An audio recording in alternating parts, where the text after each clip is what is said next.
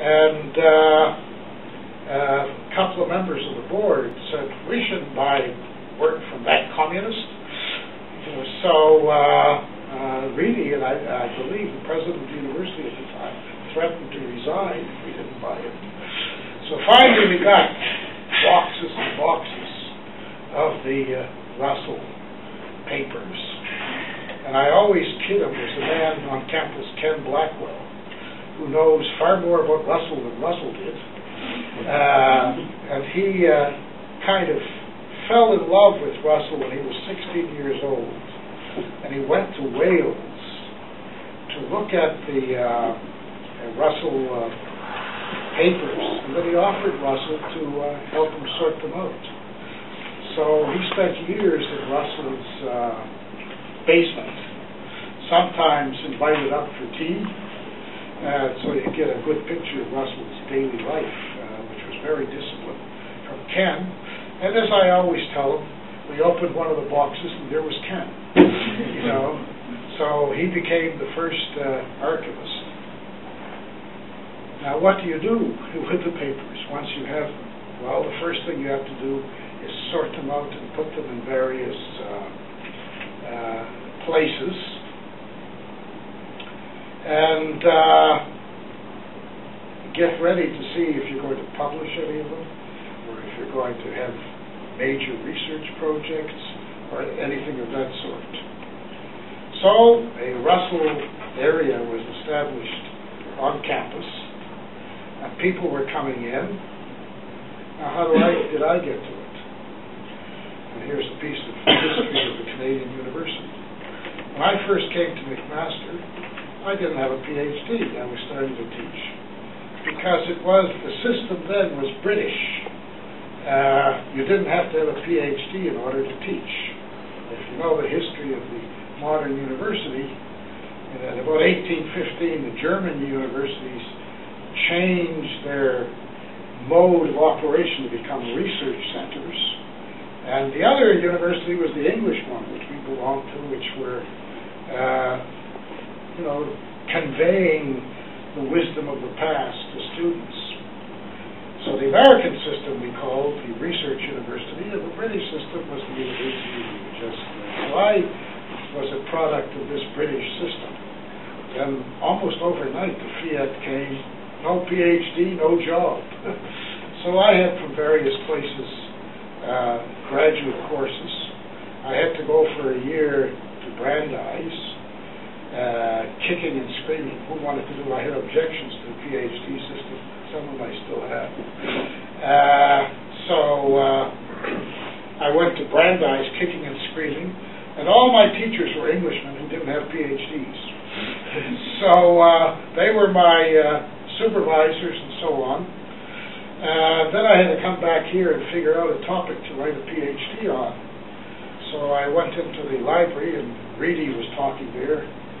So I told him, well, what have we got here for a PhD? He says, Russell, look at this box, $12,000. I said, what's in it? He says, birthday cards. I'm not going to do a PhD in Russell's birthday cards, So anyway, with this and that, I decided this was the best thing to do a PhD on. And then I plunged into these writings and their correspondence and so on, and began to immerse myself really in this one-on-one engagement with the 20th century. Looking through letters and archives is a lot of fun, when you think of the things that you see. Now, I knew a fair amount about Russell in those days. Who didn't? And Russell is what you would call a coat of many colors. If you were in my age group, Russell was the political figure who had fought communism in the 1950s and was one of the great Cold Warriors, someone who stood for liberal civilization and scientific truth against Bolshevism.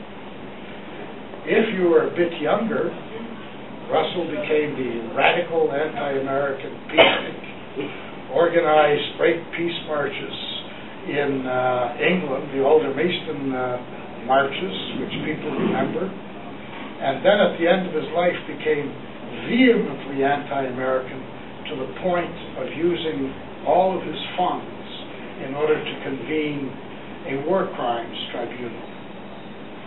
But before that, Russell was known in another life as the founder of 20th century, or one of the founders of 20th century empirical philosophy. He led what was then called a revolution in philosophy at the turn of the century. And he became the author of Principia Mathematica. And then after that, he was an educational reformer. He made a lot of money speaking in the United States. Russell was colorful. He was kicked out of several universities.